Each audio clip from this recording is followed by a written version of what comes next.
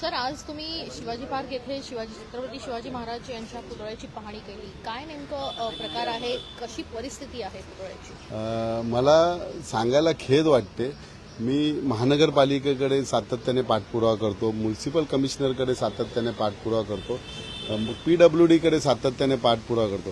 मी म्हटलं हे सगळ्या ज्या काही गव्हर्नमेंटच्याच अंगीकृत संघटना बोला किंवा एस्टॅब्लिश म्हणा किंवा ॲडमिनिस्ट्रेशन म्हणा, परंतु BMCकडे म्हटलं तर BMC म्हणते ना आमचा काही संबंध नाही त्याच्याशी, आमचा संबंध फक्त मैदानाशी आहे, हे बाकी इस्टेटची आहे, इस्टेटवाले म्हणतात.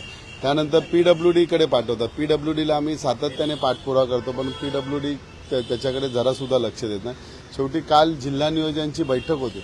ज्या महाराजांच्या नावावरती महाराष्ट्राची सुरुवात होते, महाराष्ट्राचा आराध्य दैवत किंवा हिंदवी स्वराज्याचे संस्थापक छत्रपती शिवाजी महाराज, आज छत्रपती शिवाजी महाराजांचा एवढा मोठा अश्वरूढ पुतळा आणि जो राजकीय मैदान आहे इथे, हा राजकीय मैदान आहे. आज 1 मेला हार घातलेला, तो हार आज काढला, तो कुजला हार, त्याची कुजल्यामुळे ती फुलं कुजली, त्याच्या महाराजांच्या गळ्याच्या इकडचा सगळा भाग बघा तुम्ही सफेद सफेद झालेला आहे. ह्याची कल्पना मी वॉर्ड ऑफिसरला सातत्याने देत असतो, परंतु वॉर्ड ऑफिसरांना वेळ मिळत नाही किंवा वॉर्ड ऑफिसर ढकलतात. PWDकडे मी म्हणतो महाराजांसाठी कशाला तुम्ही भेदभाव करताय? हा डिपार्टमेंट तो डिपार्टमेंट, महाराजा सगळ्यांचे आहेत. महाराज हे पुऱ्या भारतात किंवा महाराजांची सगळी युद्धकला हे संपूर्ण फॉरेन जगातले सगळे देश त्याचं अवलंबन करत असतात. अशा वेळी जर महाराजांची एवढ्या मोठ्या अश्वरूढ पुतळ्याच्या विटंबना होत नाही, परंतु त्यांच्यावरती देखभाल करत नाही.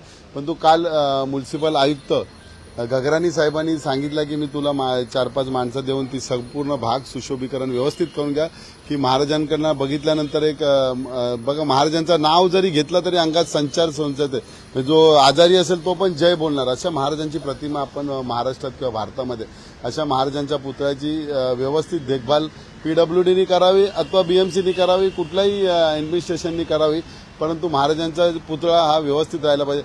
ह्या ठिकाणी महाराजांच्या पुतळ्याच्या इथे कॅमेरा सुद्धा नाहीये व्यवस्थित.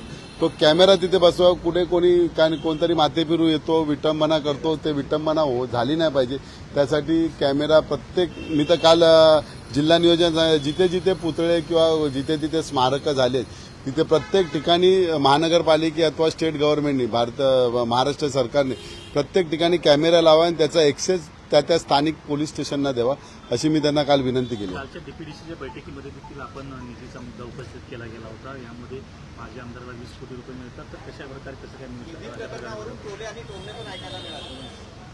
निधी हा प्रकार आहे तर काल आम्ही एकनाथ शिंदे साहेबांना विचारलं, पण एकनाथ शिंदे साहेबांनी त्याच्यावरती काय एवढा उत्तर दिला नाही. फक्त कलेक्टर मॅडमना विचारलं काय निधी दिलाय का, तर ते म्हणाले निधी दिला नाही.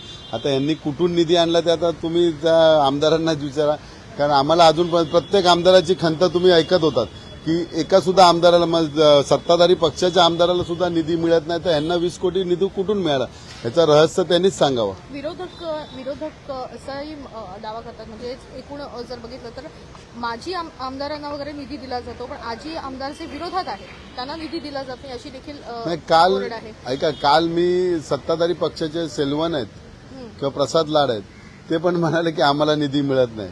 मग निधी जातो कुठे? हा पण कोण दल्ला मारतं या निधीवर असं वाटतं तुम्हाला?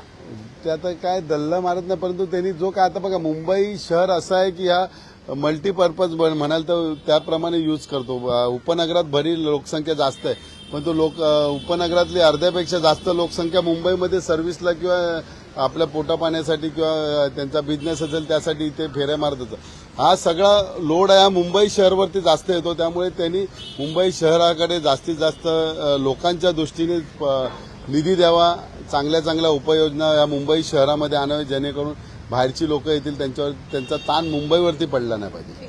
दसरा मेळावा 2 तारखेला आहे, काही दिवस आहेत, तयारी कशा पद्धतीने असेल काय सांगाल? पावसाची देखील परिस्थिती आली, पावसाचं सावट असू शकतं. पावसाचा सावट तर पावसाचे दिवस आहे, पावसाचा सावट मागील वर्षी सुद्धा होता, परंतु आज तुम्ही बघताय कालपासून थोडा पाऊस कमी झालाय आणि दसऱ्यावरती म्हणजे बाळासाहेबांची कृपा असेल, देवाची कृपा असेल, हा दसरा मेळावा अतिशय थाटामाटात होणार आहे. त्याची पूर्वतयारी म्हणजे जी टेक्निकल टीम आहे, ह्या टेक्निकल टीमबरोबर आमची चर्चा झालेली आहे 2 दिवसापूर्वी. आता पोलीस प्रशासनाबरोबर आम्ही करतोय 2 दिवसांनी, आणि त्यानंतर आमचे जिल्हा प्रमुख, विभाग प्रमुख यांच्याबरोबर आम्ही म्हणजे आमचे पक्षप्रमुख उद्धवजी ठाकरे चर्चा करणार आहे. आणि त्या पद्धतीने प्रत्येक जिल्ह्याला वेगवेगळी जबाबदारी देण्यात, त्याप्रमाणे दसरा मेळावा दरवर्षीप्रमाणे वाजत गाजत आणि गुलाल उधळत होणं. काही विशेष आकर्षण असेल काय या वर्षीच्या दसरा नाही, ह्या दसरा मेळाव्याला विशेष आकर्षण आता सांगितलं तर त्याचं आकर्षण जाईल, म्हणून त्याच दिवशी आकर्षण बघा, वेगळं आकर्षण असणार. हिंदी में जानना चाहेंगे छत्रपति शिवाजी महाराज की को देखने आए थे, आप क्या कहना चाहते हैं?